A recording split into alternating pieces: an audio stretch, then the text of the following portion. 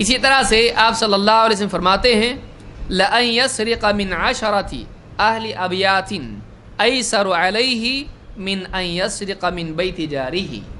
ایک آدمی 10 گھروں میں چوری کر لے، یہ ہلکا ہے اس سے کہ ایک آدمی پڑوسی کے گھر میں چوری کرے۔ چوری چوری ہے، اس پہ بھی ہاتھ کٹے گا، اس پہ بھی ہاتھ کٹے گا دنیا میں، لیکن آخرت کے اعتبار سے، عذاب اور پکڑ کے اعتبار سے، اللہ کی ناراضگی کے اعتبار سے، گناہ کی سنگینی کے اعتبار سے ایک پڑوسی کے گھر میں چوری کرنا بہت بھیانک ہے۔ یہ اس سے بھی بھیانک ہے کہ ایک آدمی 10 گھروں میں چوری کرے۔ 10 گھر میں چوری کرنا ایک جگہ، ایک پڑوسی کے گھر میں چوری کرنا ایک جگہ، تو یہ بہت ہی سنگین چیز ہے۔ پڑوسی کے آنگن سے کچھ اٹھا لیا، اس سے پوچھا، چوری کس کو کہتے ہیں؟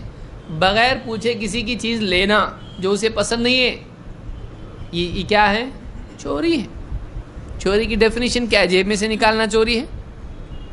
چوری یہ ہے کہ کسی کی چیز اس کی اپنی ہے، اس سے پوچھے بغیر اس کو لے لینا، یہ چوری کہلاتا ہے۔ لہٰذا آدمی کو چاہیے کہ کسی مسلمان کی بلکہ کسی کی بھی چیز کو اس کی رضا کے بغیر، اس کی چاہت کے بغیر، اس کی اجازت کے بغیر نہ لے۔ ہاں کسی کا اذن عام ہو، دو لوگوں کے تعلقات ایسے ہیں کہ بھئی ایک دوسرے کی اجازت ہے، جنرل اس کی طرف سے اجازت ہے کہ جب بھی لگے لے لینا بھائی، تو اس میں کوئی حرج نہیں، لیکن اگر اس طرح کی اجازت نہیں ہے تو کسی اور کی چیز بغیر اجازت کے لینا جائز نہیں ہے، اس کو یاد رکھیں۔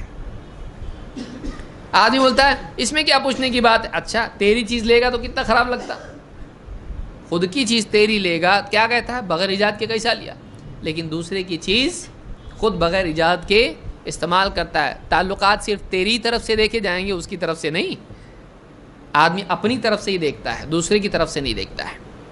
تو یہ حدیث جو میں نے بیان کی، اس کو امام احمد اور امام البخاری نے الادب میں روایت کیا، اور یہ حدیث صحیح ہے۔